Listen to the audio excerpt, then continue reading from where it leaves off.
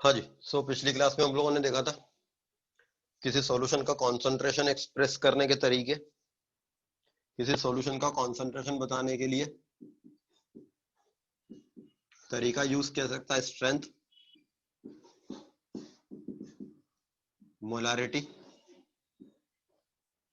Percentage, parts पर million, parts पर billion.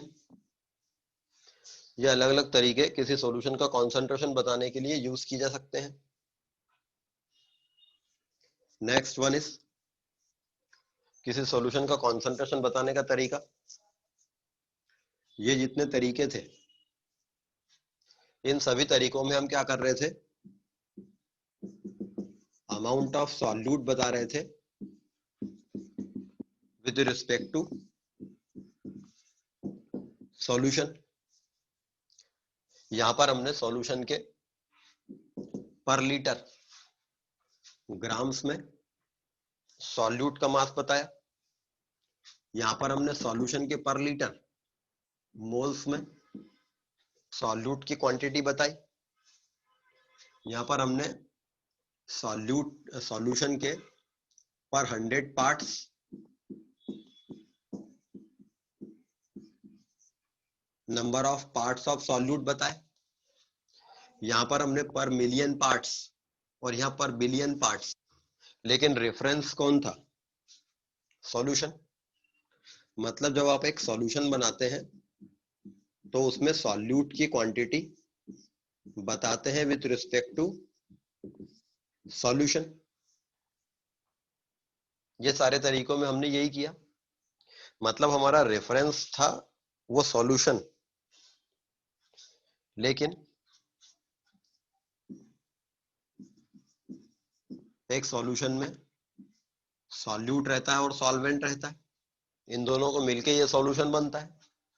तो अभी तक हमारा रेफरेंस ये सॉल्यूशन था, उसके बजाय हम रेफरेंस सॉल्वेंट को ले लें और सॉल्यूट की क्वांटिटी बताएं with reference to this solvent, that is molality. एक सॉल्यूशन की molality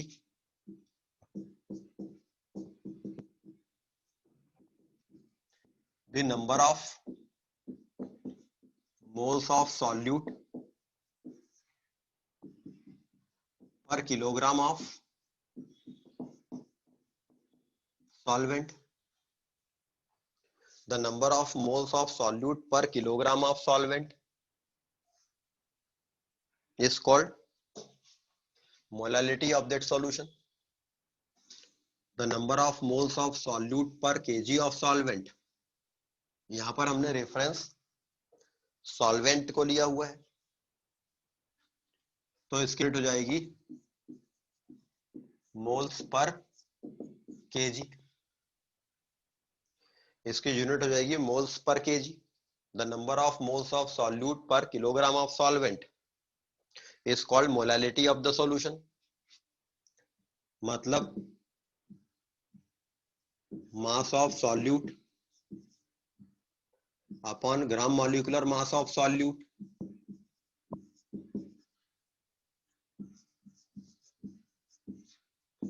into 1000 upon mass of solvent in gram is the formula for molality. तो एक सॉल्यूशन की मोलालिटी होती है with respect to that solvent और उसके मास के रिस्पेक्ट में।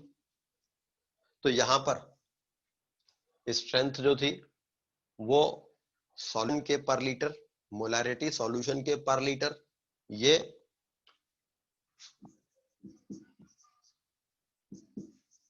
सॉल्वेंट के पर केजी नंबर ऑफ मोल्स होते हैं, दैट इज कॉल्ड मोलालिटी। ठीक है, तो percentage weight by weight, percentage weight by volume, percentage volume by volume, इन सभी तरीकों में सॉल्यूशन रेफरेंस हुआ करता था। यहां पर सॉल्वेंट रेफरेंस है। तो molality of a solution is the number of moles of solute per KG of solvent.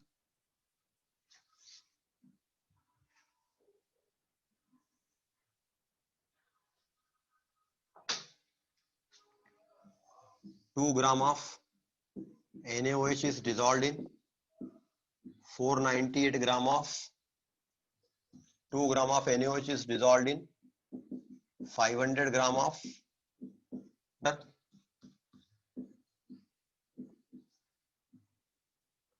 The density of solution is 1.2 gram per ml.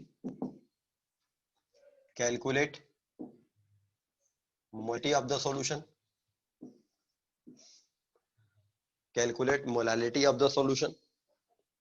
Solution की molality कितनी होगी?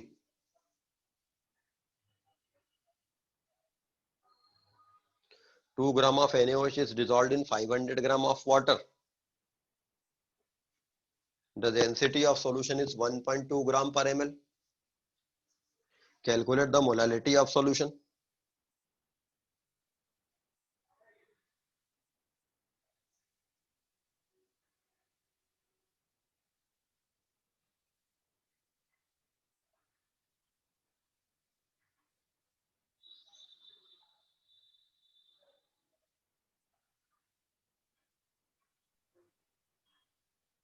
So 0.1 mole per kg. So molality will be equals to mass of solute upon gram molecular mass of solute into 1000 upon mass of solvent in gram. That is 4 by 40.1 mole per kg. या इसको बोलेंगे 0.1 molal. Simply लिख देंगे 0.1 m. इस m को पढ़ेंगे molal. तो ये 0.1 मोलल सॉल्यूशन है. तो मास ऑफ सॉल्यूट दिया था, मास ऑफ सॉल्वेंट दिया था, तो मोलालिटी ऑफ द सॉल्यूशन निकल आएगी. प्रोफेसर डेंसिटी किसके लिए दी थी? डेंसिटी किसके लिए दी थी? आपको अपना कॉमन सेंस यूज करना चाहिए. मान लीजिए यहां पर मैंने ये भी दे दिया होता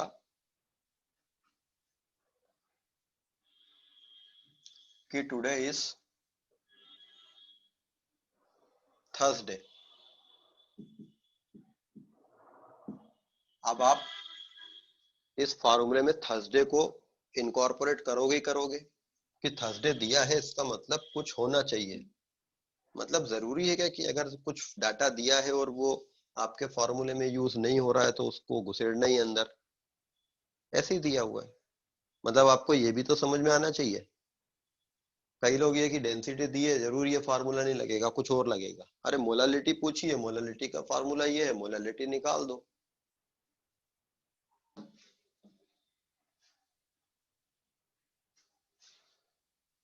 तो answer is 0.1 molal. The density of solution is 1.2 gram per ml. Calculate its molarity also. इसकी मोलारिटी भी कैलकुलेट कीजिए. इस सॉल्यूशन की मोलारिटी कितनी होगी?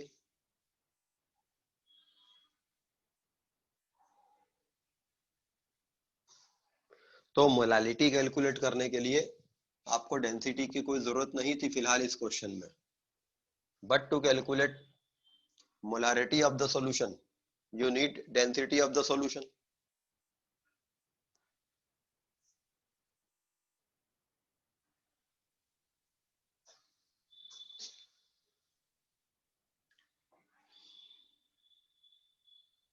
इस सॉल्यूशन की डेंसिटी दे रखी है तो फिर इसकी मोलारिटी लाई जा सकती है.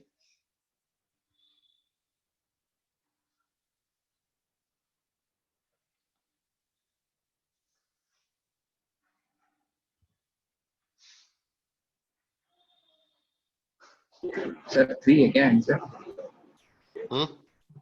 आंसर 3 है? नहीं, molarity number of moles of solute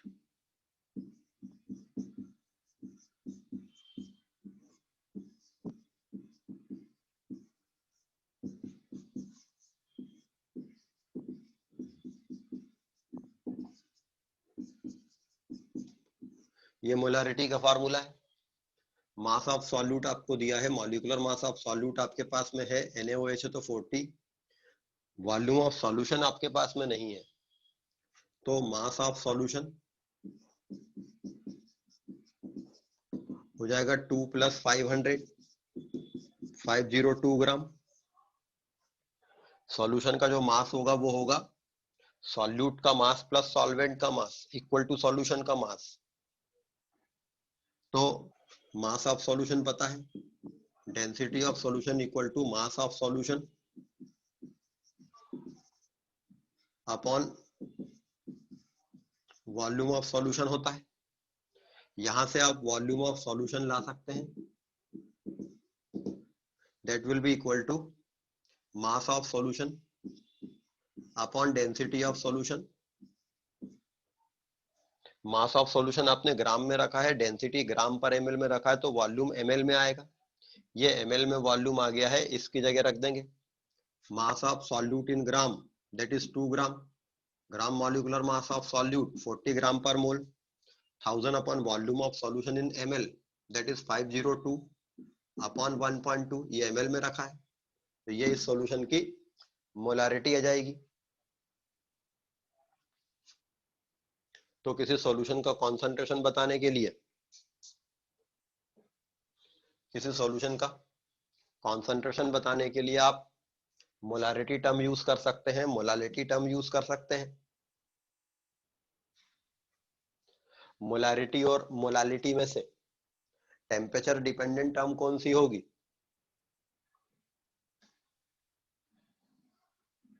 molarity और मोलालिटी में से टेम्परेचर डिपेंडेंट टर्म कौन सी होगी?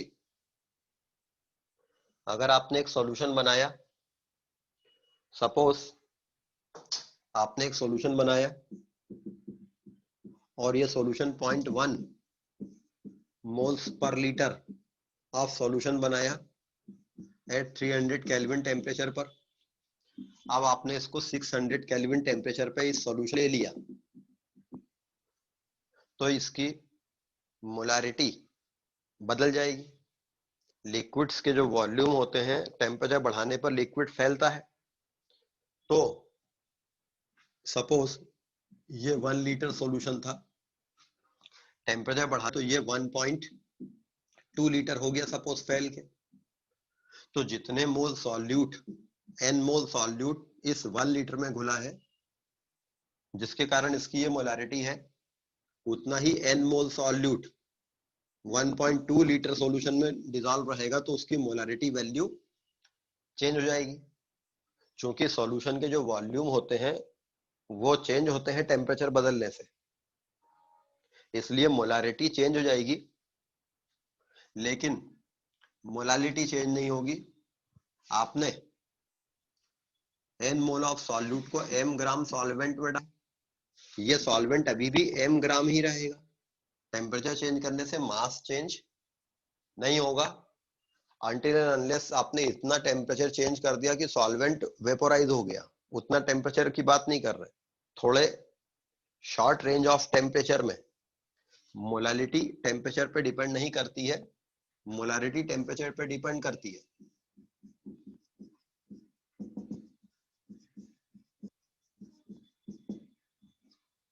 टेम्परेचर चेंज करने से मास चेंज नहीं होता है, वॉल्यूम चेंज होता है।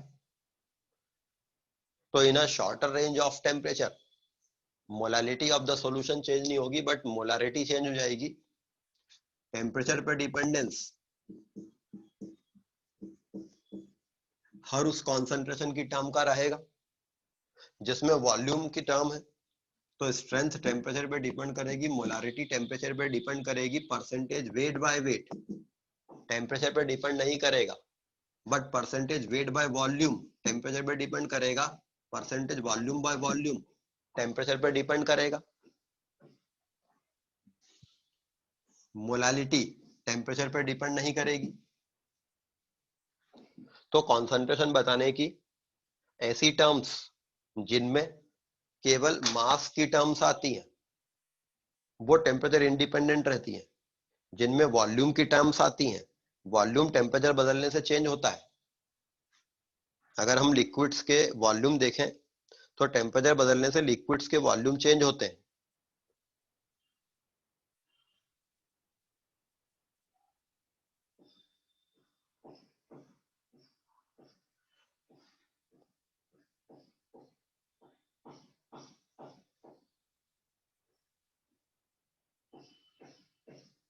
ठीक है, तो किसी सॉल्यूशन का कॉन्सेंट्रेशन बताने का ये तरीका था।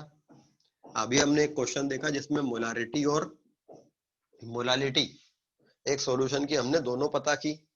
उसके लिए हमको डेंसिटी ऑफ सॉल्यूशन पता होनी चाहिए। सपोज हमको एक सॉल्यूशन का कॉन्सेंट्रेशन परसेंटेज में पता है और हमें उसकी मोलालिटी निकालना है। A solution of H2SO4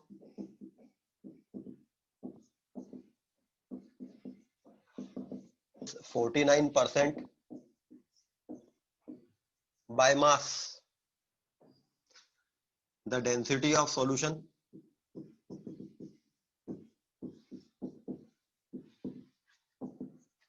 is 1.25 gram per ml. Calculate its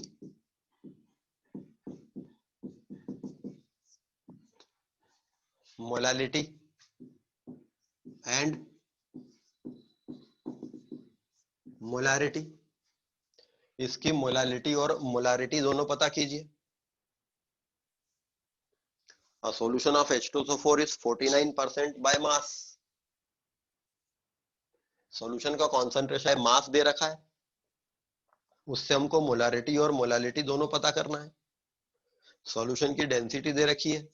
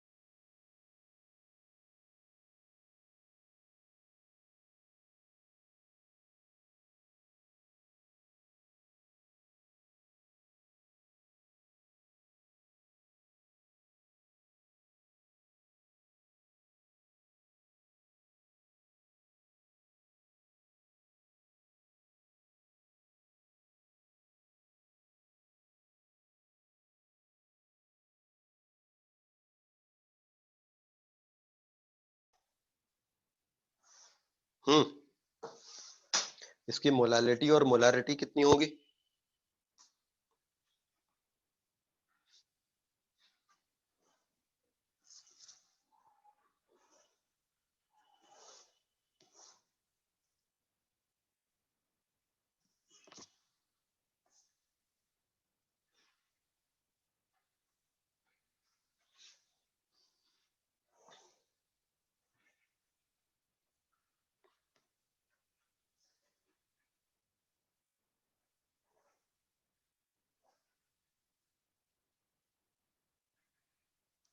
आया किसी का आंसर?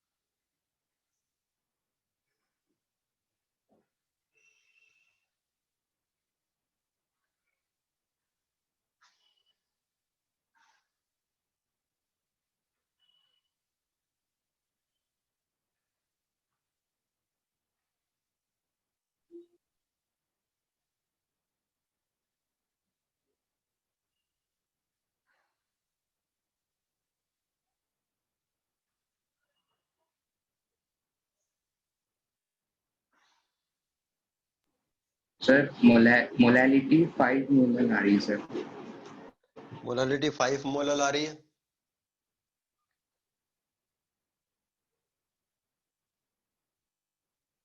नहीं, नहीं आएगी।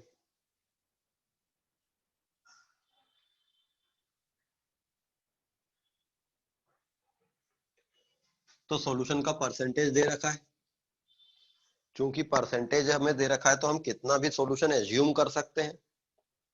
तो let the mass of solution is 100 gram. Solution का मास सपोज 100 ग्राम है, तो मास ऑफ सॉल्यूट उसमें 49 ग्राम होगा, तो मास ऑफ सॉल्वेंट उसमें 51 ग्राम होगा। तो मोलालिटी तो डायरेक्ट निकल आएगी, mass of solute upon molecular mass of solute into 1000 upon mass of solvent in ग्राम।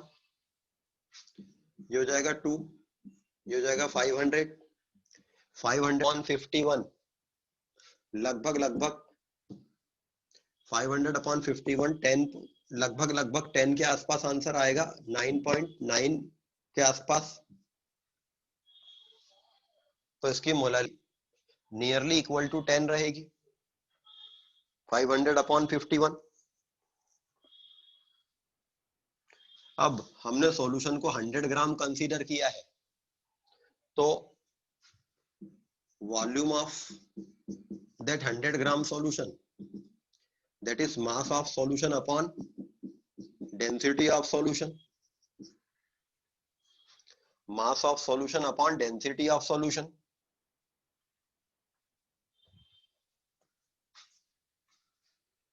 क्योंकि density equal to mass upon volume है, और सॉल्यूशन हमारे पास में 100 ग्राम है, तो उस 100 ग्राम सॉल्यूशन का वॉल्यूम डेंसिटी से निकाल लेंगे।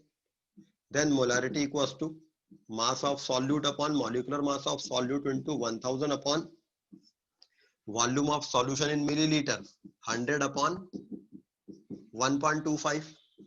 तो molarity equals to 49/98 into 1000 upon 100 into 1.25। तो that is 5 into 1.25 is the molarity.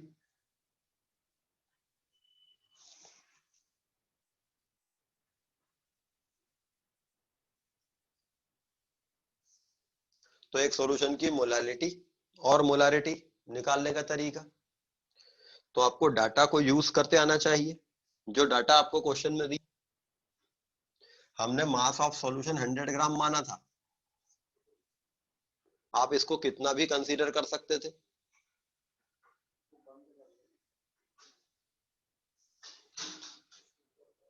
ठीक है, तो किसी सॉल्यूशन का कॉन्सेंट्रेशन बताने का तरीका हो सकता था molality. Next is mole fraction. किसी सॉल्यूशन का कॉन्सेंट्रेशन बताने का अगला तरीका होता है मोल फ्रैक्शन।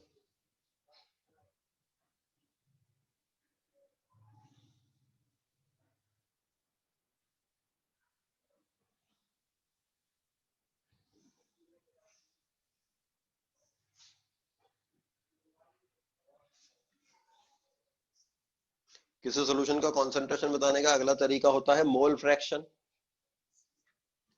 सपोज आपने एक सॉल्यूशन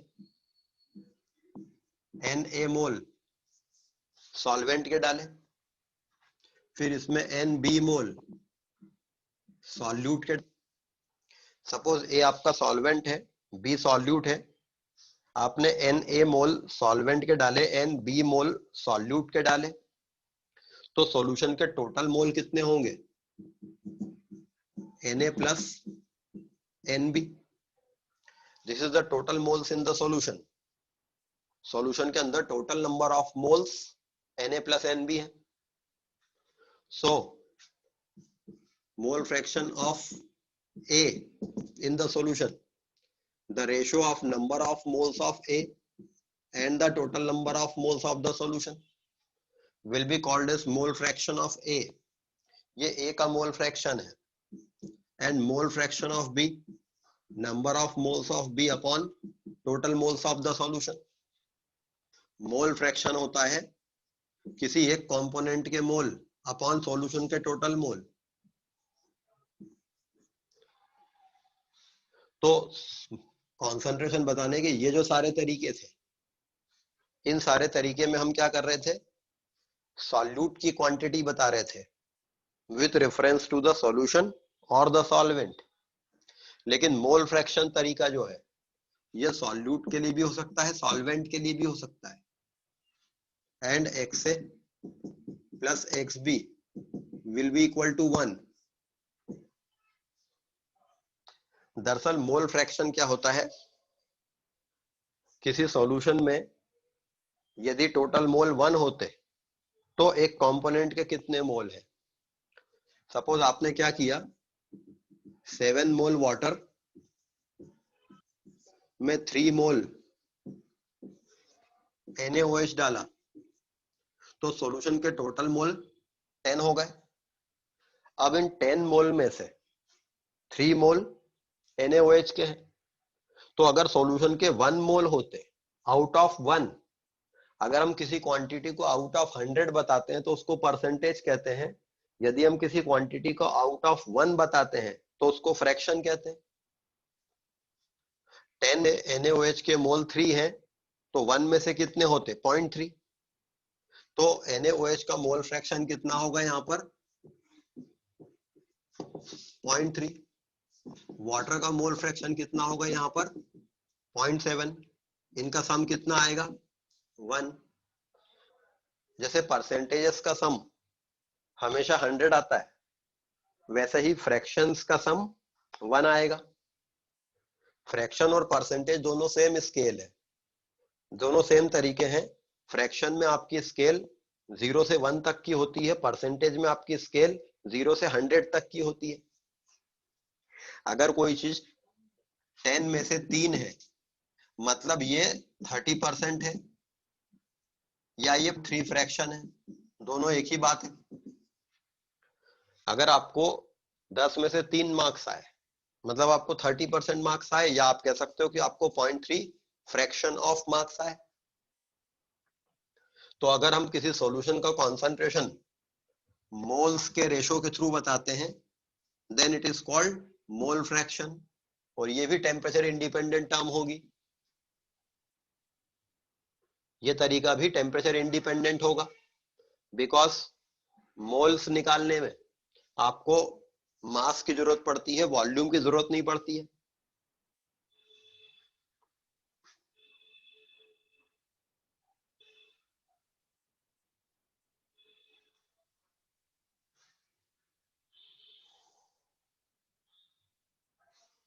प्रथमेश शुक्ला, आपको बिल्कुल बीच में पूछने की इच्छा हो रही है कि सर पोर्शन फॉर टेस्ट क्या है.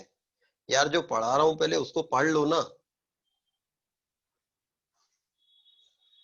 पूरा ध्यान इस पे लगा हुआ है, टेस्ट में क्या आएगा, टेस्ट में क्या आएगा.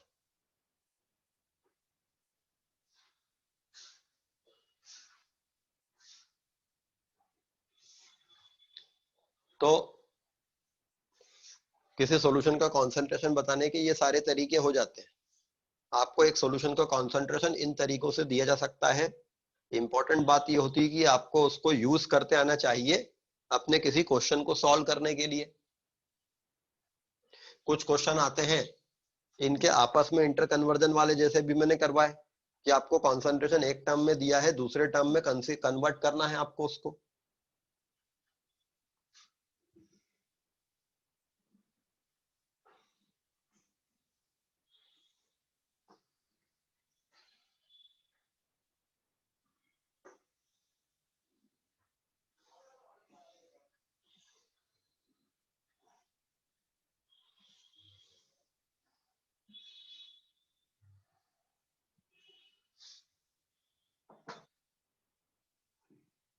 $500 gram of air requires 36 gram of carbon to react completely with oxygen.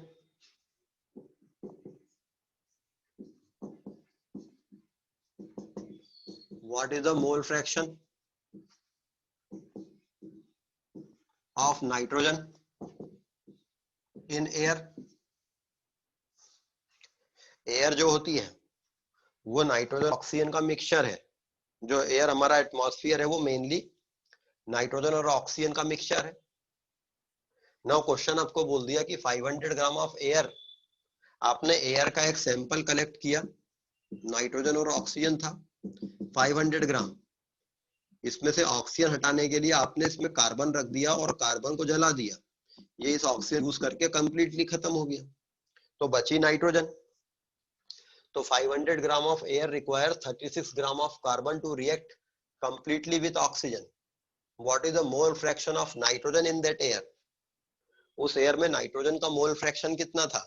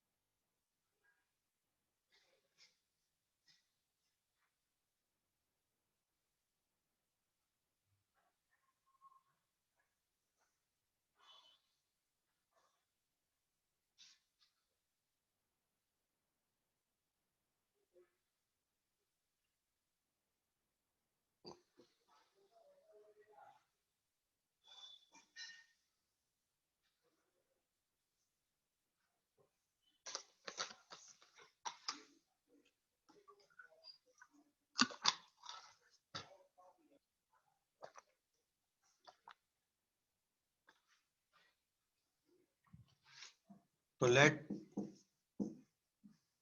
the mass of oxygen was x gram and the mass of nitrogen was y gram. तो x plus y will be equal 500. एक equation ये होती.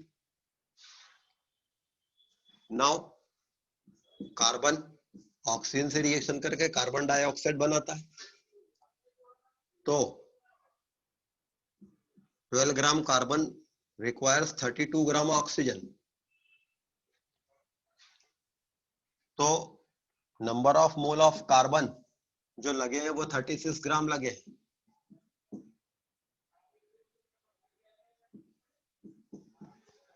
तीन मोल carbon लगा है. Number of mole of oxygen जितने number of mole of carbon के बराबर होती है, मतलब 3 मोल ऑक्सीजन उस एयर में रही होगी. तो मास ऑफ ऑक्सीजन एयर में रहा होगा 3 into 32 ग्राम. तो मास ऑफ नाइट्रोजन एयर में रहा होगा 500 माइनस 3 into 32 ग्राम. ये x और y मानने की नहीं है, ऐसे ही कर लेंगे इसको. हमको पता है कि 1 मोल कार्बन के लिए 1 मोल ऑक्सीजन लगती है, लेकिन यहाँ 36 ग्राम कार्बन लगा है, मतलब 3 मोल कार्बन लगा है, तो 3 मोल ऑक्सीजन उस एयर में रही होगी. तो number of mole of oxygen in the air was 3 मोल. तो मास ऑफ ऑक्सीजन था इतना ग्राम, तो मास ऑफ नाइट्रोजन इतना रहा होगा. तो number of moles of nitrogen कितने रहे होंगे? मास ऑफ नाइट्रोजन इतना नाइट्रोजन के मोल है. तो मोल fraction of nitrogen in the air क्या होगा? Number of mole of nitrogen in the air upon total of moles. ये नाइट्रोजन के नंबर ऑफ मोल है, या ऑक्सीजन के नंबर ऑफ मोल है. डिनोमिनेटर आ जाएगा, न्यूमरेटर आ जाएगा.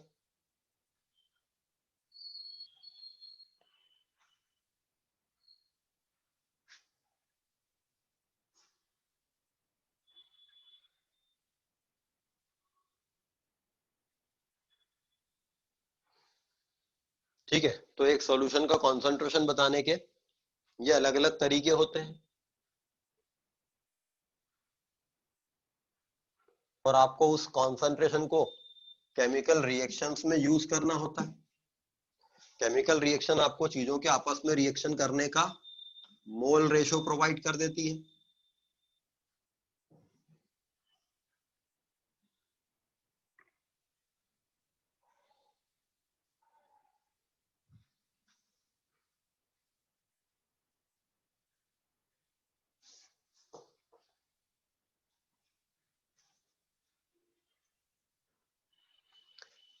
Next one is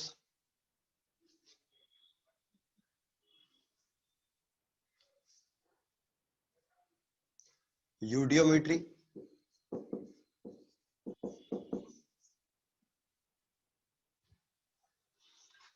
Eudiometry, also called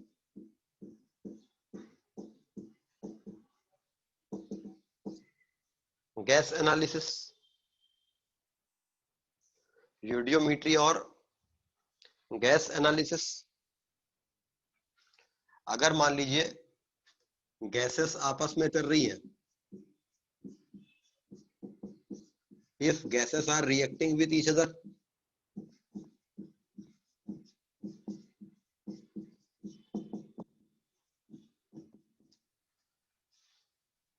gases अगर आपस में रिएक्ट करती हैं और आप एक वेसल के अंदर गैसेस की ये रिएक्शन करवा रहे हैं,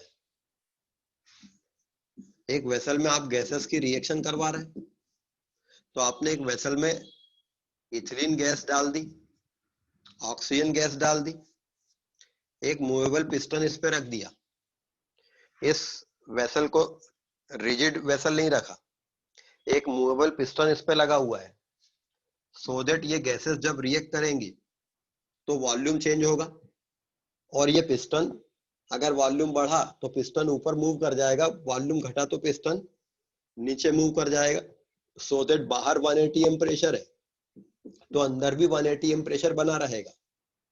टी टेम्परेचर पर ये रिएक्शन आप करवा रहे हो।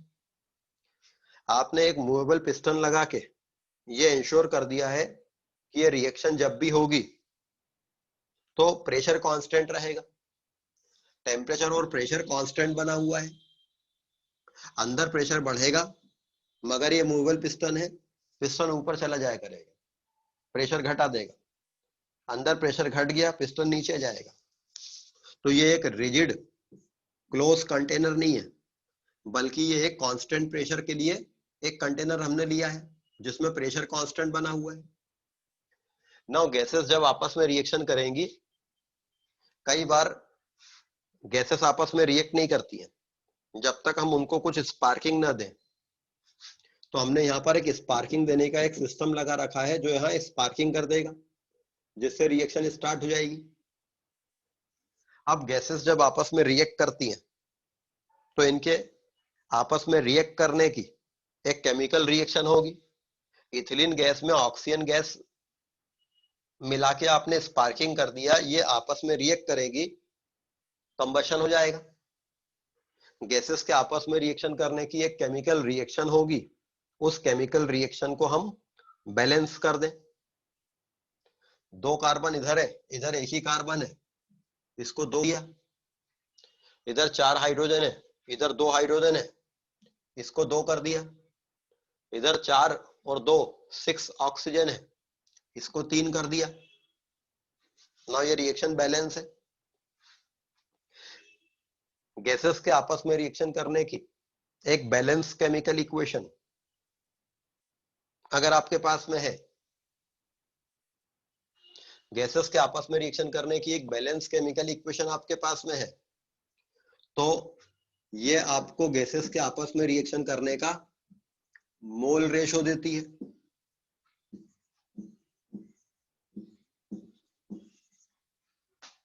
इस रिएक्शन को देखकर हम ये कह सकते हैं 1 mole of ethylene gas will require 3 mole of oxygen to burn completely to produce 2 mole of carbon dioxide and 2 mole of water.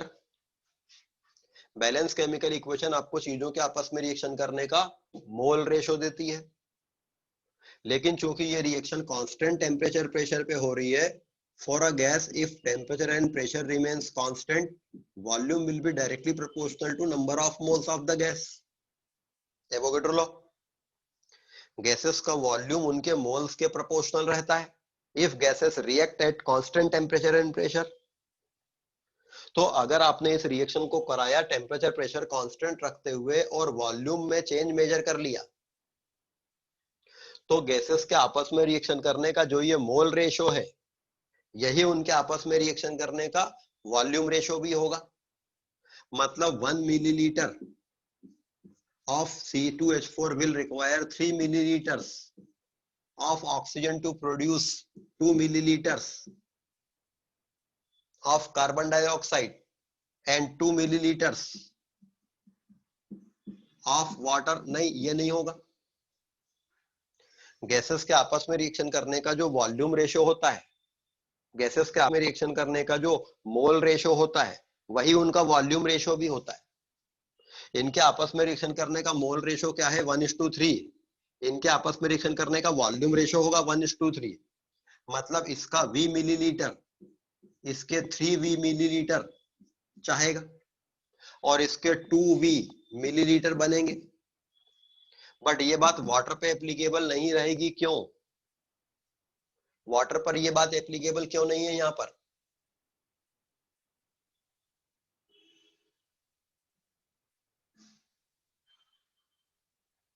ये बात वाटर पर एप्लीकेबल क्यों नहीं है? क्योंकि वाटर लिक्विड स्टेट में, क्योंकि वाटर लिक्विड स्टेट में बन रहा है और ये गैस लॉ है। ये इक्वेशन गैसेस पर एप्लीकेबल है और वाटर यहाँ लिक्विड फॉर्म में बन रहा है। हाँ, अगर ये क्वेश्चन बनाया गया होता ग्रेटर देन 373 केल्विन टेम्परेचर, मतलब अगर ये क्वेश्चन बनाया गया होता 100 डिग्री सेंटीग्रेड से हाई टेम्परेचर के लिए जहां वाटर गैस फॉर्म में रहता, तो ठीक है, इसको भी हम कहते। बट मैक्सिमम केस में reactions 25 degree centigrade temperature room temperature के लिए दी जाती है आपको, तो आप मान के चलेंगे कि वाटर लिक्विड फॉर्म में बना होगा, वो गैस लॉ फॉलो नहीं करेगा। तो हम इस क्वेश्चन को सॉल्व कर लेंगे इस वॉल्यूम रेशो से। मतलब आपको क्वेश्चन में चीजों के आपस में रिएक्शन करने का मास या मोल नहीं दिए रहेंगे, क्वेश्चन में आपको वॉल्यूम में चेंज दिया रहेगा। तो आपको वॉल्यूम के टर्म्स में क्वेश्चन सॉल्व करना है, लेकिन बैलेंस केमिकल इक्वेशन आपको चीजों के आपस में रिएक्शन करने का वॉल्यूम रेशो प्रोवाइड कर देगी, जैसे अभी तक वो मोल रेशो प्रोवाइड करती थी। This method is called gas analysis और यूडियोमेट्री। तो यूडियोमेट्री का सिंपल सा प्रिंसिपल ये है, for gases at constant temperature and pressure volume is proportional to mole, hence balanced chemical equation will provide mole ratio, we will consider same as the volume ratio। तो questions हम इस तरीके से भी solve कर लेंगे। तो कुछ क्वेश्चन ऐसे आएंगे जिनमें गैसेस के आपस में रिएक्शन करने वाले वॉल्यूम दिए रहेंगे, आप उन वॉल्यूम्स को mole ratio volume ratio equal मान के सॉल्व करो उनको। तो यदि कोई ऐसा क्वेश्चन आता है जिसमें गैसेस के आपस में रिएक्शन करने का वॉल्यूम प्रोवाइड किया गया है, तो वो यूडियोमेट्री का क्वेश्चन है।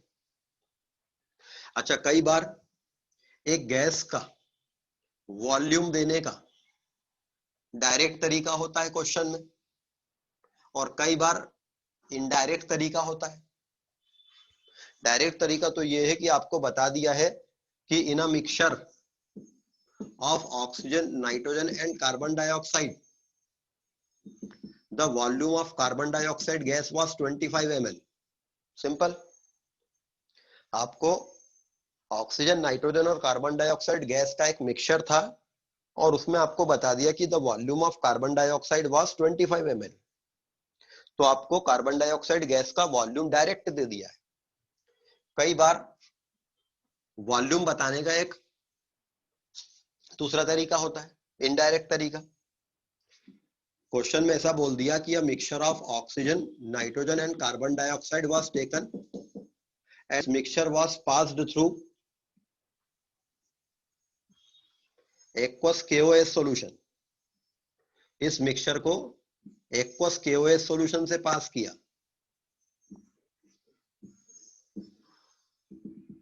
The mixture was passed through aqueous KOH solution.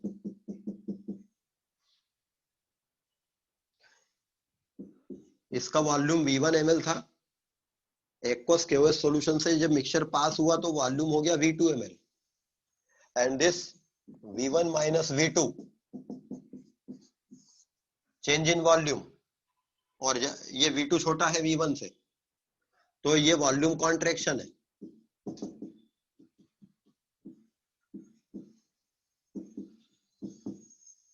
Volume कम हुआ है तो उसको कहेंगे वॉल्यूम में कॉन्ट्रैक्शन हुआ है, and this volume contraction was 25 ml, question में दे दिया। तो इस मिक्सचर में CO2 का वॉल्यूम कितना है?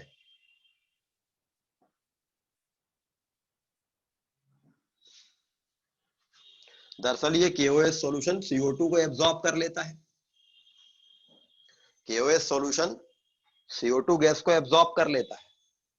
तो इस गैस मिक्सचर को जब हमने KOH से पास करेंगे, ये CO2 को एब्जॉर्ब कर लेगा, बाकी गैसेस को जाने देगा। तो अगर यहां से यहां जाने में 25 ml वॉल्यूम कम हो गया है, तो वो किसका था? उस गैस का जो एब्जॉर्ब हो गई। तो इनडायरेक्टली दे रखा है आपको कि CO2 was 25 ml in the mixture. तो CO2 गैस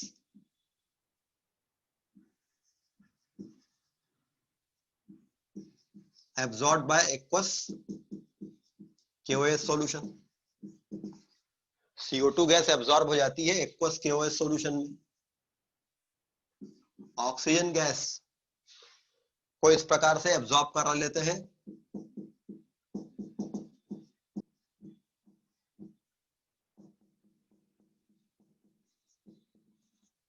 एल्कलाइन पायरोगैलॉन सॉल्यूशन में। मतलब आपको एक gas mixture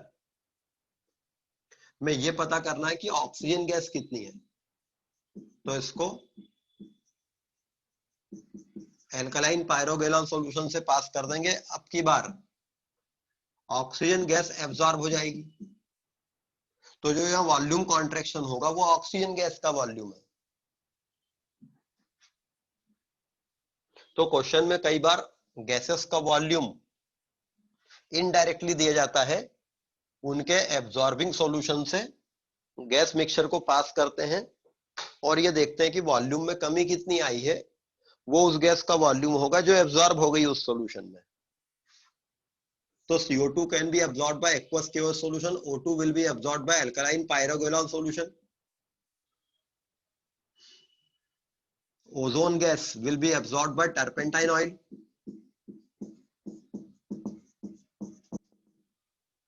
ozone gas absorb हो जाती है टर्पेंटाइन ऑयल में। NO gas is absorbed by water.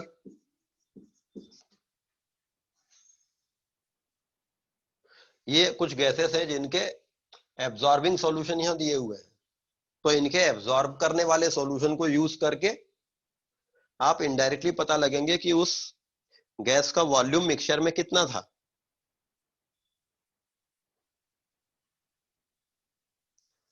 What is alkaline pyrogallol solution?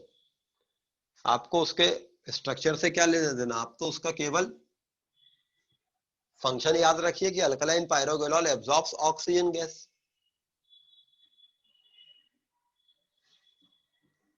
तो गैसेस की स्टडी की जाती है उनके वॉल्यूम में चेंजेस स्टडी करके, और ये जितने वॉल्यूम यूज किए जाते हैं ये सारे वॉल्यूम कांस्टेंट टेम्परेचर प्रेशर पे मेजर किए जाते हैं। मतलब क्वेश्चन में दिया हो चाहे ना दिया हो, हम ये मान के चलेंगे कि कौन टेम्परेचर प्रेशर पर वो वॉल्यूम दिए गए हैं, वैसे दिया रहेगा।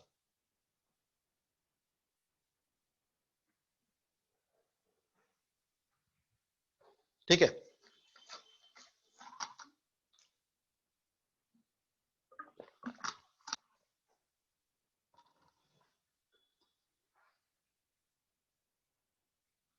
तो ये यूडियोमेट्री है।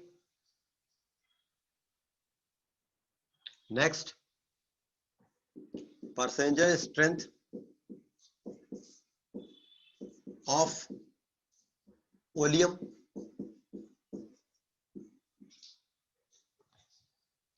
परसेंटेज स्ट्रेंथ ऑफ ओलियम,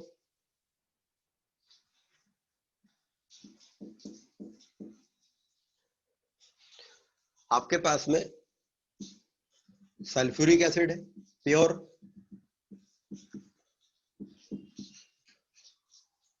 आपके पास में प्योर सल्फ्यूरिक एसिड है, इसमें वाटर नहीं है, ये प्योर सल्फ्यूरिक एसिड है,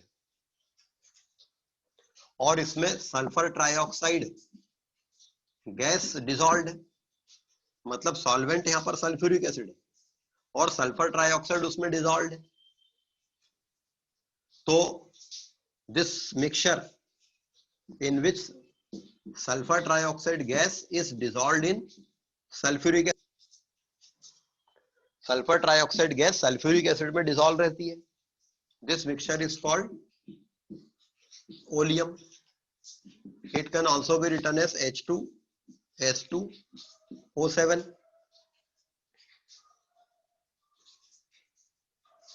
तो ओलियम को हम लिख सकते हैं H2SO4.SO3 या हम लिख सकते हैं H2S2O7।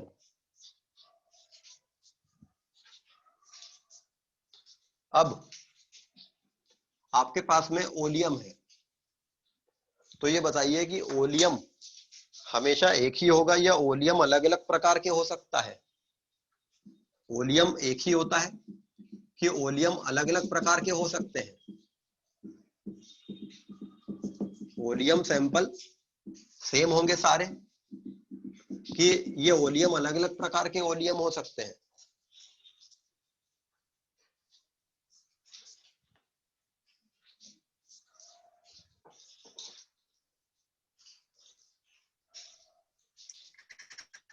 अलग अलग होंगे depending on the strength of SO3।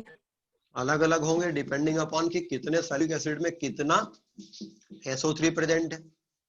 हो सकता है एक ओलियम सैंपल हो जिसमें H2SO4 में ज्यादा SO3 डिसॉल्व्ड हो, और एक ओलियम ऐसा हो सकता है जिसमें H2SO4 में कम SO3 डिसॉल्व्ड हो, और हो सकता है कि H2SO4 में बहुत ही कम SO3 डिसॉल्व्ड हो, बिकॉज ये भी एक प्रकार का सॉल्यूशन है, तो इनके कॉन्सेंट्रेशन में ये डिफर कर सकते हैं। There can be different types of oleum samples. अब आपके पास में एक ओलियम सैंपल है और आपको उस ओलियम सैंपल का कॉन्सेंट्रेशन बताना है। इस ओलियम सैंपल का कॉन्सेंट्रेशन बताना है मतलब आपको बताना है कि कितने सल्फ्यूरिक एसिड में कितनी SO3 घुली हुई है। तो जैसे कि कॉन्सेंट्रेशन बताने के तरीके होते हैं, वो सारे तरीके यहां लगाए जा सकते हैं। मैं चाहूं तो स्ट्रेंथ बता दूं, इस ओलियम सैंपल की strength, the mass of sulphur trioxide gas dissolved पर लीटर ऑफ सॉल्यूशन, या मैं इसकी मोलारिटी बता दूं, number of moles of SO3 dissolved पर लीटर ऑफ सॉल्यूशन, या मोलालिटी बता दूं, number of moles of SO3 dissolved पर kg ऑफ H2SO4, या मैं इसका परसेंटेज बता सकता हूं,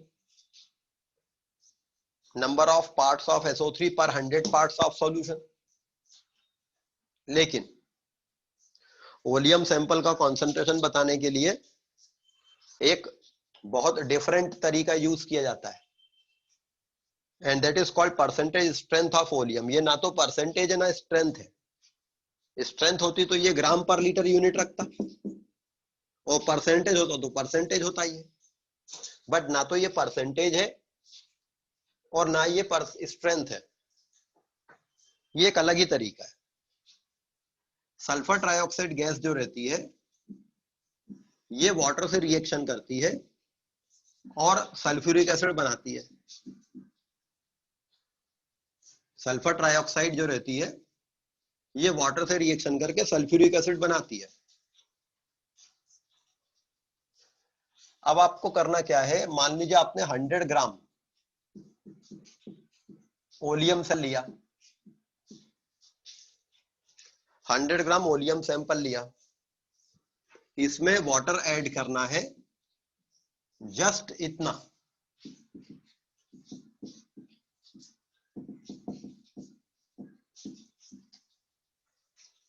100 ग्राम ओलियम सैंपल को लेकर उसमें जस्ट इतना सफिशिएंट वाटर ऐड करना है कि वो उसके अंदर की प्रेजेंट सारी SO3 को H2SO4 में कन्वर्ट कर दे। एक्स्ट्रा नहीं डालना है वाटर, ना ही कम पड़ना चाहिए, जस्ट इतना वाटर डालना है कि वो यहाँ पे सारी SO3 को H2SO4 में कन्वर्ट कर दे। तो जो नया वेट होगा वो इस ओलियम सैंपल की परसेंटेज स्ट्रेंथ कहलाएगा। ओलियम सैंपल की परसेंटेज स्ट्रेंथ, ये जो नया मास आएगा ये उस ओलियम सैंपल की परसेंटेज स्ट्रेंथ कहलाएगा जो आपने लिया था। तो परसेंटेज स्ट्रेंथ ऑफ ओलियम क्या होगा?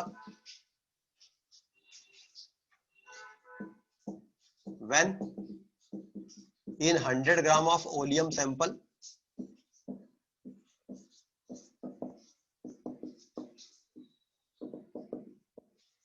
just sufficient amount of water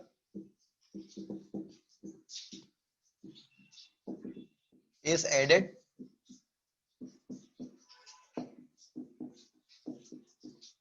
so as to convert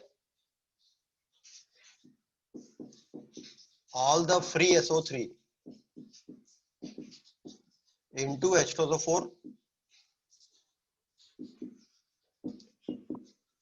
then the new mass is called percentage strength of that oleum.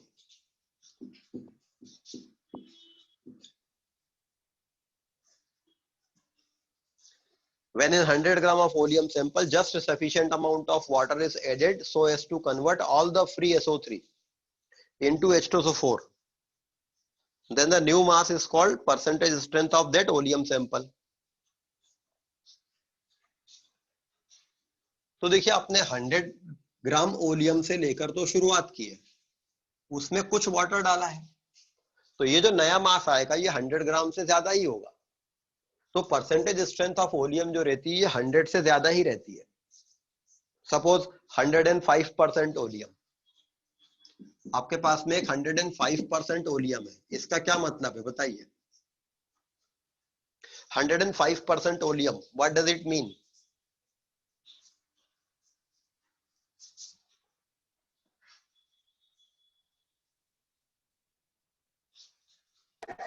$105 gram per 100 ml. कुछ भी मतलब 105% ओलियम, मैंने बताया ना कि परसेंटेज स्ट्रेंथ परसेंट नहीं है भाई। 105 ग्राम ओलियम पर 100 ग्राम, अबे पर 100 ग्राम 105 ग्राम कोई चीज कैसे हो सकती है? अगर 100 ग्राम ले रहे हैं पर 100 ग्राम बोल रहे हो तो फिर वो 100 से ज्यादा कैसे हो सकती है कोई भी चीज? डेफिनेशन को पढ़ो ना यहाँ जो लिखी है।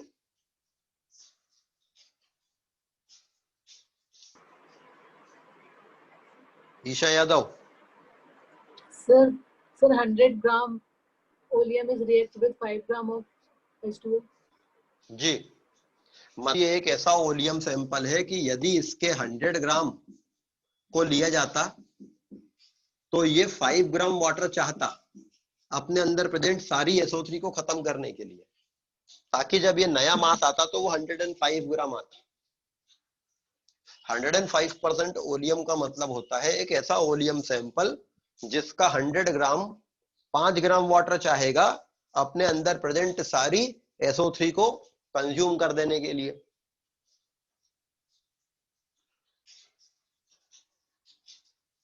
तो परसेंटेज स्ट्रेंथ ऑफ ओलियम इस प्रकार से बताई जाती है, यदि एक 106 ग्राम ओलियम सैंपल है, मतलब ये ओलियम सैंपल इससे डिफरेंट है। ये एक ऐसा ओलियम सैंपल है 100 gram of that will require 6 gram of water. अच्छा, इन दोनों ओलियम सैंपल में से ज्यादा SO3 किसके पास है?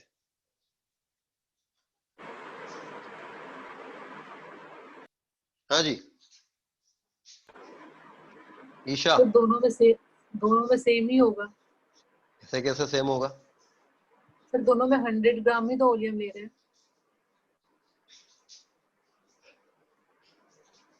सर 106 वाले में. 106 वाले में ज्यादा होगी SO3. Yes sir. जी, अभी तुमने ईशा ये बताया कि इसका मतलब ये है कि 100 ग्राम oleum will require 5 gram of SO3, 5 gram of water, and that water will react with SO3. तो ये एक ऐसा ओलियम सैंपल है जिसके 100 ग्राम में इतनी SO3 है कि उसको 5 ग्राम वाटर लगता है, मगर ये एक ऐसा ओलियम सैंपल है जिसके 100 ग्राम में इतनी SO3 है जिसको 6 ग्राम वाटर लगता है. तो this will contain more SO3 as compare to this.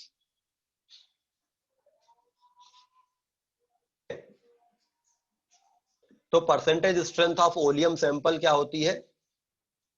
यदि 100 ग्राम ओलियम सैंपल को लेकर उसमें वाटर ऐड किए जाए, जस्ट इतना sufficient amount of water add किए जाए कि वो उसके अंदर प्रेजेंट SO3 को कंप्लीटली H2SO4 में कन्वर्ट कर देगा, तो जो नया मास आएगा वो उस ओलियम की परसेंटेज स्ट्रेंथ कहलाएगा. तो पहली बात तो ओलियम सैंपल की परसेंटेज स्ट्रेंथ हमेशा 100 से ज्यादा होगी, और 100 के ऊपर जो भी है वो मास ऑफ वाटर है जो उसके अंदर प्रेजेंट SO3 से रिएक्ट करने के लिए लग रहा है. तो ये एक अलग तरीका है ये बताने का कि एक ओलियम सैंपल में रिलेटिवली कितनी SO3 प्रेजेंट है, बजाय डायरेक्ट स्ट्रेंथ या परसेंटेज या मोलारिटी या मोलालिटी से बताने के. ये एक अलग तरीका हो गया सॉल्यूशन का कॉन्सेंट्रेशन बताने का. अगर ये बात आपको समझ में आई है, डेफिनेशन और परसेंटेज स्ट्रेंथ ऑफ ओलियम अगर आपको समझ में आई है, then you will be able to do this question. Calculate the percentage by mass of free SO3 in an oleum sample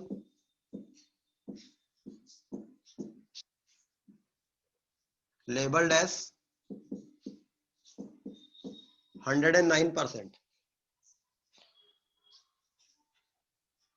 Calculate the percentage by mass of free SO3 in an oleum sample labeled as 109%. एक oleum sample labelled है 109%.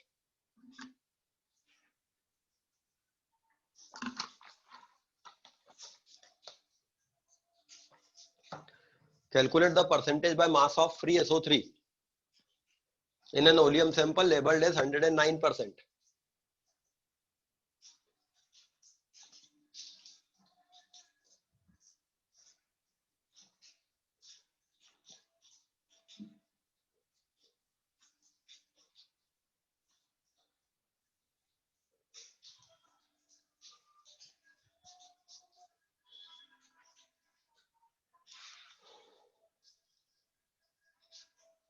Sir 40 ग्राम percent में पूछा है.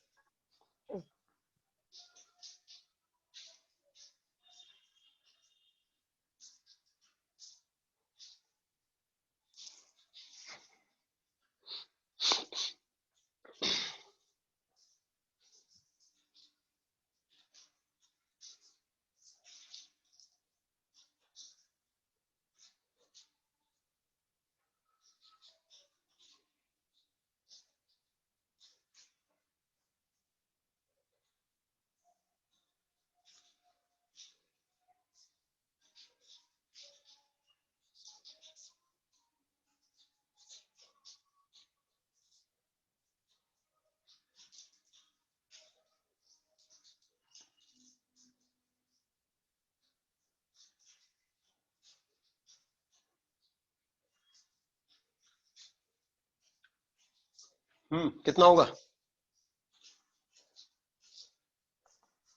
40%. जी percent ठीक है. 109% oleum दिया है. अभी मैंने बताया डेफिनेशन को अगर आप पढ़ोगे तो 100 के ऊपर जो भी मास है वो वाटर का मास है. मतलब 400 ग्राम oleum mass of water required will be 9 gram. Now ये जो वाटर यूज हुआ है वो उस SO3 को खत्म करने के लिए यूज हुआ है। एंड बैलेंस केमिकल इक्वेशन हमें बताती है कि 1 mole of SO3 will require 1 mole of water, means 80 gram of SO3 requires 18 gram of water. तो this 9 gram of water will require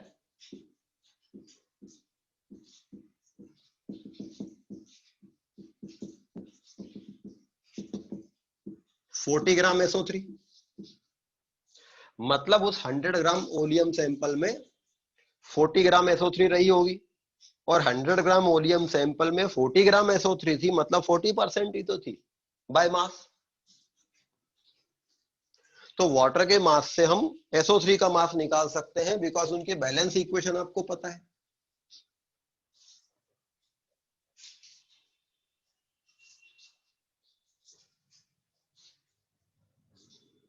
और वो जो SO3 का मास आएगा वो 100 ग्राम ओलियम सैंपल में आएगा, तो वही परसेंटेज भी होगा।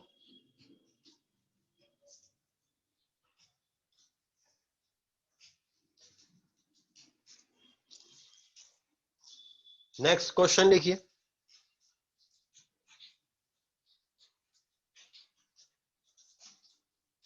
What can be maximum percentage strength of an oleum sample? What can be the maximum percentage strength of an oleum sample? बस इतना ही क्वेश्चन है।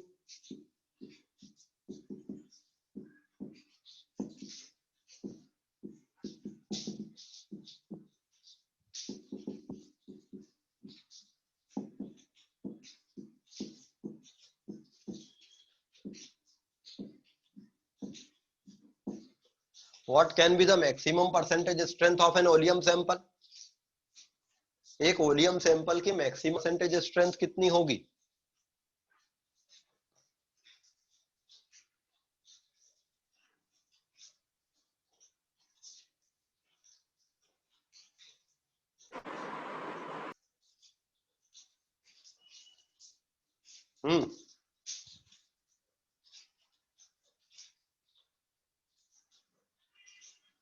What can be the maximum percentage strength of an oleum sample?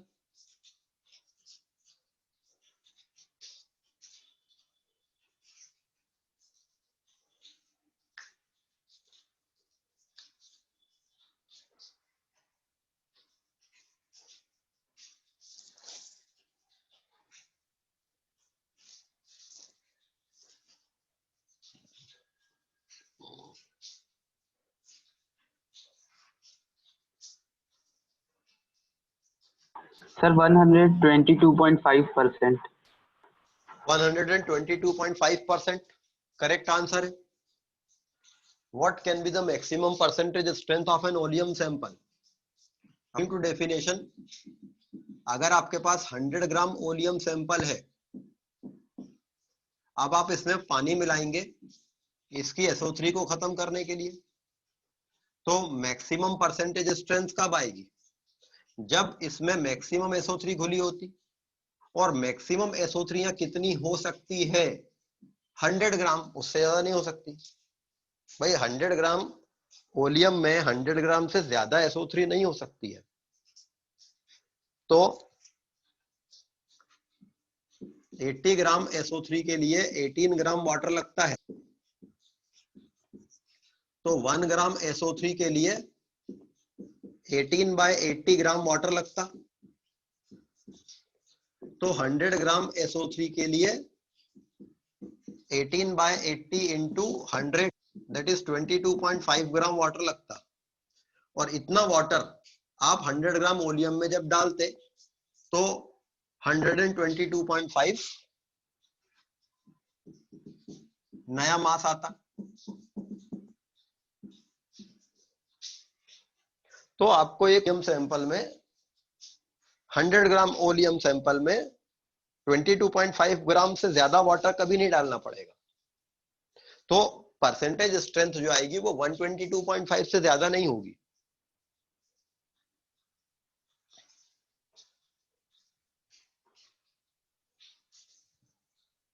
ये दो question यदि आप कर पा रहे हैं, इसका मतलब आप इस बात को समझ गए कि परसेंटेज स्ट्रेंथ ऑफ ओलियम क्या होती है। What can be the minimum percentage strength of an oleum sample? एक ओलियम सैंपल की मिनिमम परसेंट स्ट्रेंथ कितनी होगी?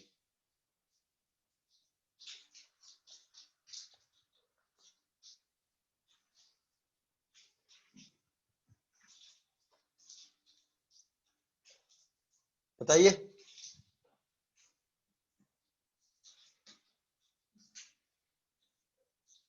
अरे कैलकुलेट करने का क्वेश्चन नहीं है, सिर्फ पूछने का है। What can be the minimum percentage strength of an oleum sample?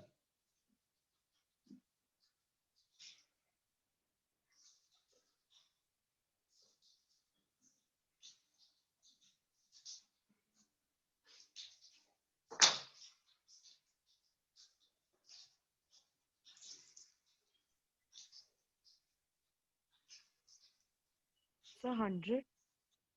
जी 100 होगी। मिनिमम परसेंटेज स्ट्रेंथ कब आएगी? जब आपको मिनिमम पानी मिलाना पड़ेगा। 100 ग्राम ओलियम आपने लिया और पानी मिला रहे हैं इस SO3 को खत्म करने के लिए। मिनिमम आपको कब मिलाना पड़ेगा? जब इसमें SO3 होगी नहीं, तो आपको 0 पानी मिलाना पड़ेगा। तो मिनिमम 100 होगी, मैक्सिमम 122.5 होगी।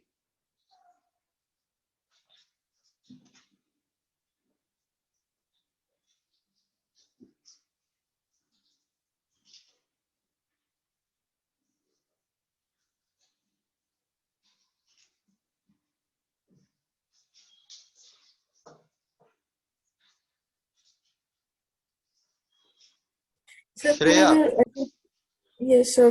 सर अगर अपन ने SO3 दो हो लिमिट निकाली है। अपन ने दो लिमिट निकाली है 100 से 122.5, है ना? तो जब अपन लिमिट निकालते तो थ्योरेटिकल लिमिट निकालते हैं। तुम ये पूछना चाह रही हो कि जब इसमें SO3 होगी नहीं तो ये ओलियम होगा ही नहीं। Yes sir.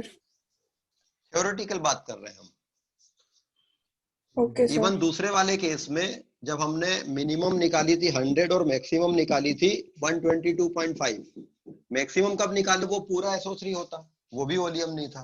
मिनिमम कब निकाली थी? जब वो ये दो थ्योरेटिकल पॉइंट्स निकाल रहे हैं हम। इसके बीच में कुछ होगी, लेकिन जब मैक्सिमा मिनिमा निकालते हैं तो हम थ्योरेटिकली दो पॉइंट लेते हैं ना।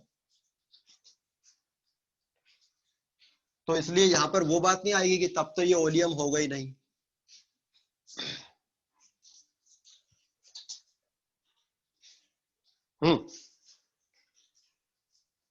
तो percentage strength of an oleum sample,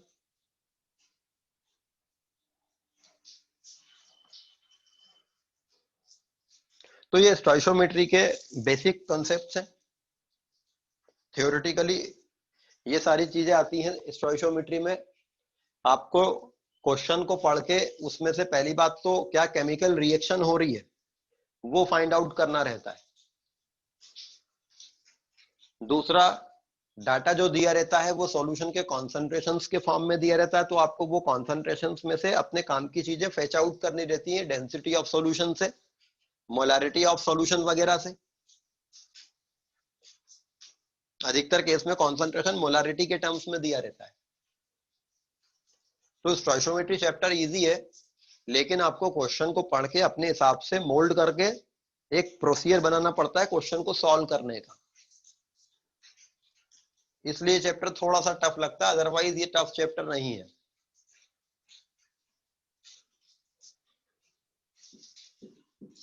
What mass of water must be added to a 5 gram oleum sample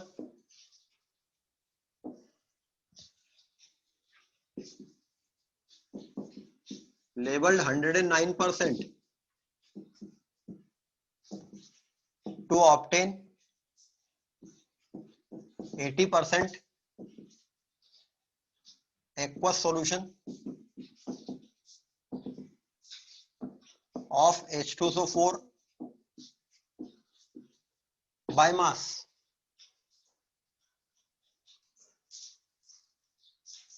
What mass of water must be added to a 500 gram of oleum sample labeled 109% to obtain 80% aqueous solution of H2SO4 by mass?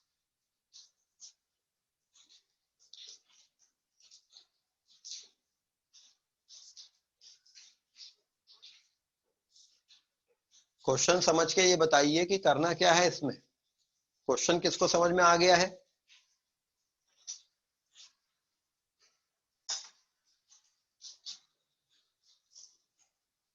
Question किसको समझ में आ गया है?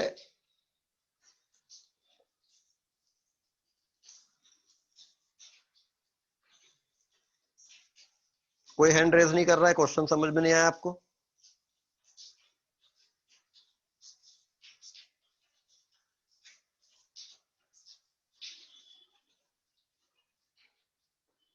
अरे question simple सा तो लिखा हुआ है।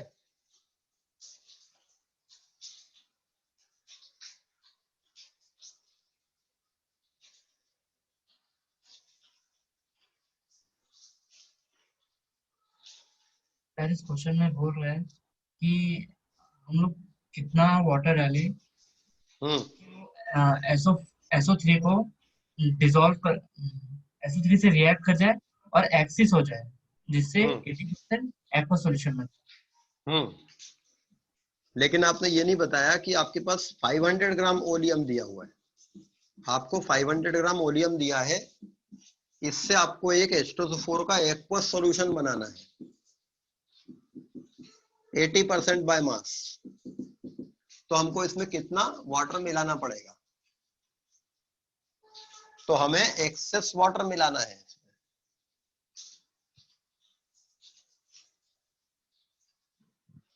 तो क्वेश्चन एक दो लोगों को तो ठीक समझ में आया है, बाकी लोगों को अब समझ में आ गया होगा।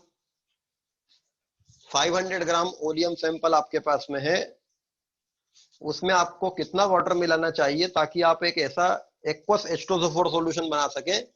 एक्वस सॉल्यूशन का मतलब होता है जिसमें सॉल्वेंट वाटर होता है।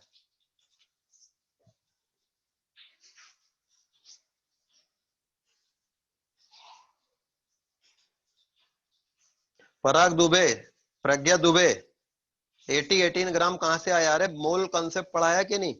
एक मोल SO3 एक मोल H2SO4 से रिएक्ट करती है। एक मोल SO3 का मास कितना होगा? उसका ग्राम मॉलिक्यूलर मास के बराबर। और एक मोल वाटर का मास होता है उसके ग्राम मॉलिक्यूलर मास के बराबर।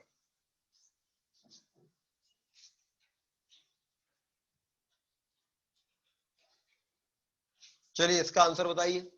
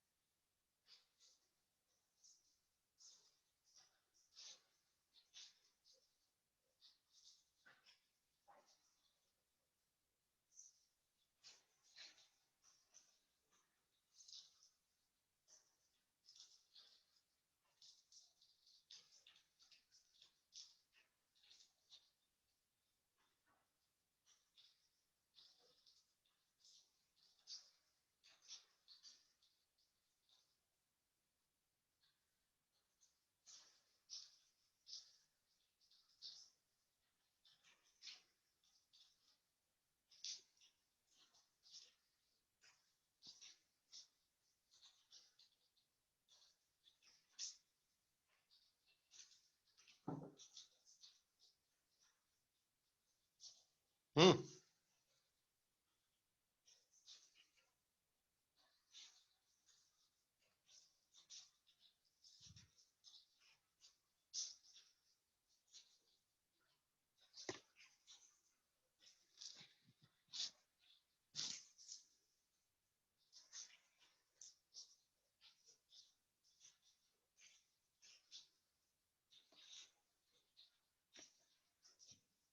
आया किसी का आंसर?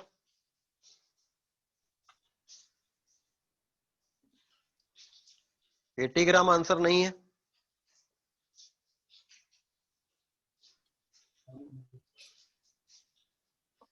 श्रेया? Sir, 45 gram. नहीं।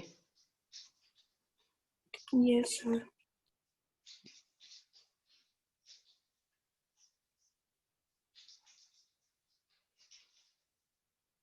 थर्टी टू ग्राम भी आंसर नहीं है।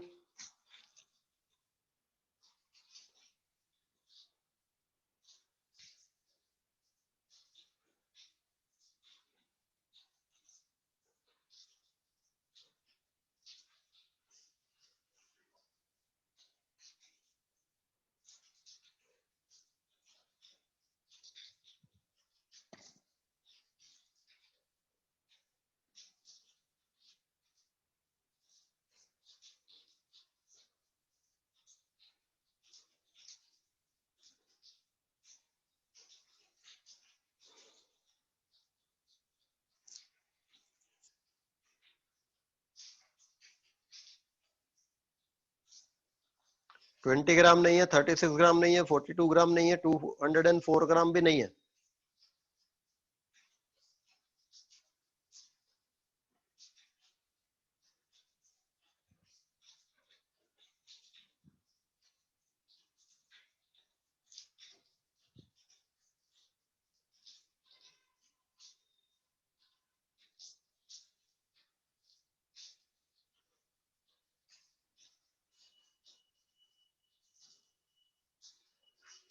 सेवेंटी 3.6 ग्राम भी नहीं है।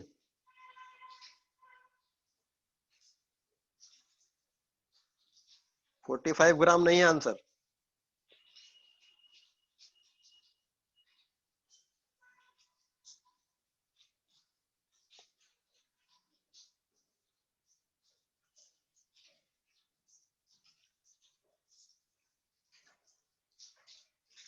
आंसर विल बी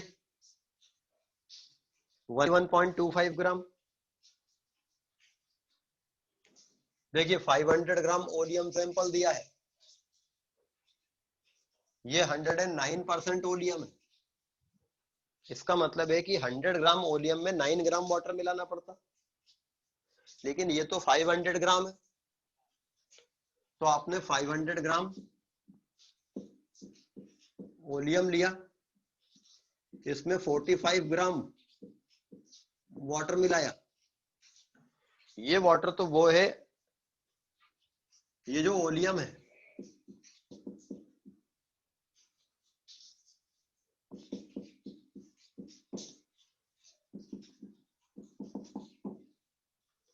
ये वाटर तो वो है जो उस ओलियम के अंदर की SO3 को खत्म कर देगा। और ये 545 ग्राम प्योर H2SO4 बना देगा। 100 ग्राम ओलियम को 9 ग्राम वाटर लगता, तो 500 ग्राम ओलियम को 45 ग्राम वाटर लगेगा, 9 इंटू 5। अब ये प्योर 545 ग्राम H2SO4 आपके पास में है। सपोज आपने इसको x ग्राम वाटर इसमें और ऐड किया, ये वाटर इसको क्या करेगा, डाइल्यूट करेगा, और अब ये H2SO4 और वाटर का एक सॉल्यूशन बना देगा। तो सॉल्यूशन का मास क्या होगा, 545 प्लस x ग्राम सॉल्यूशन बनेगा। सॉल्यूशन का मास ये है। उस सॉल्यूशन में सल्फ्यूरिक एसिड कितना है, इतना। Percentage of sulphuric acid in that solution must be equal to mass of sulphuric acid upon mass of solution into 100 होता है। हमें चाहिए 80% sulphuric acid, according to question. Mass of sulphuric acid कितना है? 545। मास of solution कितना है? 545 plus x into 100। तो इसको सॉल्व करके x निकाल लेंगे। 545 plus x equals to 545 into 100 upon 80। और इसको सॉल्व करके x निकाल लेंगे।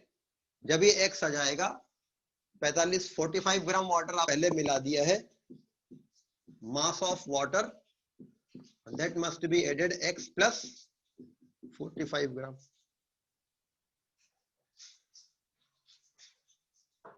ये बात किसको समझ में नहीं आई?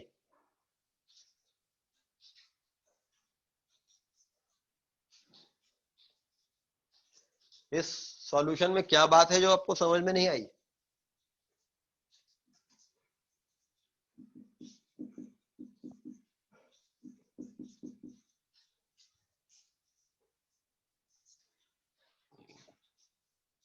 कई लोगों ने ये पहले वाली बात निकाल दी है।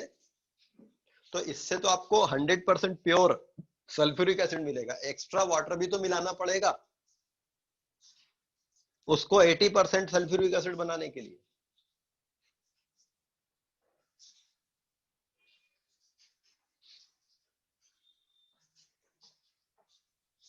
So this is the theory of stoichiometry.